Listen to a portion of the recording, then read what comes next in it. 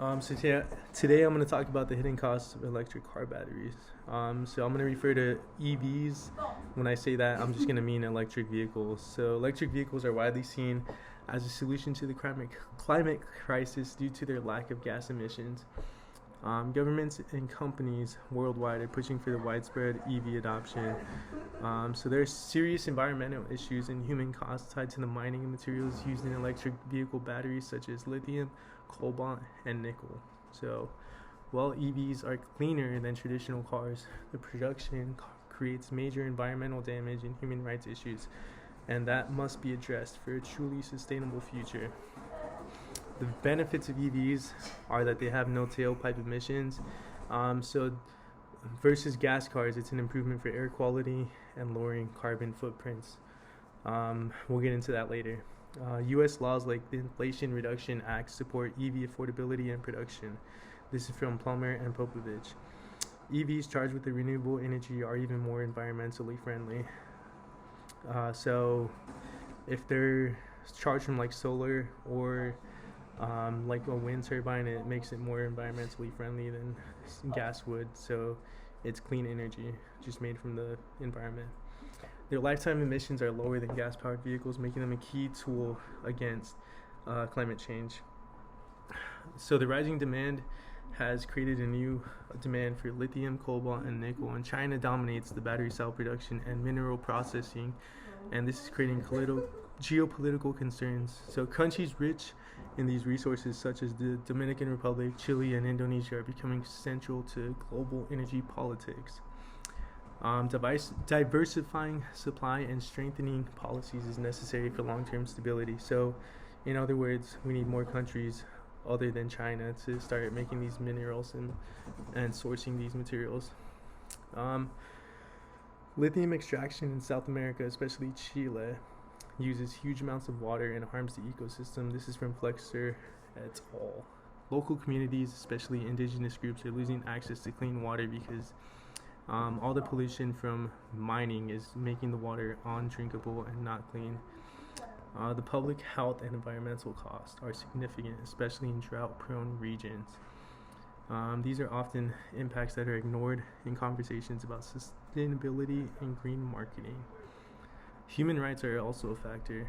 So most of the world's cobalt comes from the Dominican Republic, where unsafe and exploiting mining is common. They use child labor and they have a lack of safety measures, putting workers at great risk. This is from earth.org.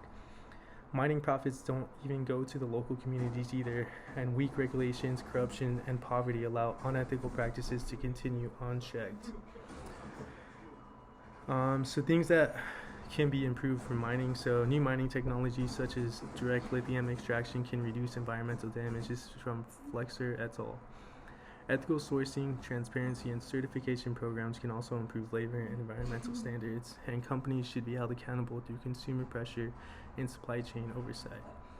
And responsible sourcing is necessary to avoid repeating patterns from the past, such as exploitation. The importance of recycling electric batteries are not, so it's very hard to do it right now, and adding a new demand for the raw materials is a cost of that. So since you can't recycle the batteries, it's causing a supply and demand issue, and it's really making an issue where the resources are no longer available, making it more expensive. So companies like Redwood Materials are working on recycling solutions but need more support. So new battery chemistries like LFP offer more sustainable alternatives with fewer rare materials. So investing in innovation and alternatives. Sorry, I got stumbled my words. Research into new battery types. Examples could be sodium ion solid state. Could reduce dependence on harmful materials. This will diversify battery materials and can improve environmental and geopolitical resilience. And then the corruption between the governments, industries, and researchers would kind of go away. So future solutions require both existing practices and breakthroughs in technology to make this possible, though. Some counter arguments can be we can't afford to slow electric vehicle production due to climate urgency. This is from Plomer and Povich. Supply chain reforms might raise costs and hurt developing economies in third world countries that rely on this work and labor to get paid. So taking away their primary source of money will be very bad for them and cause kind of an upset in the balance over there. So still moving too fast without fixing these problems could damage the green movement's credibility. So eliminating that will just cause more pollution, and instead of having more clean air vehicles on the road, you'll have more gas, which also kind of is counterproductive as well.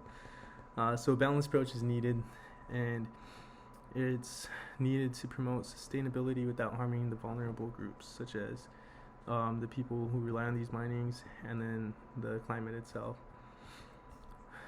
So I'm running out of time, but I'm going to skip to the conclusion.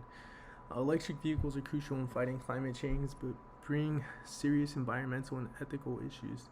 Better mining practices, worker protections, recycling systems, and innovations are needed. Stronger policies must ensure that battery production supports rather than harms people and ecosystems. And lastly, a green future requires justice and responsibility, not just clean energy, but true progress that addresses all aspects of sustainability. Thank you for listening, and that's the end.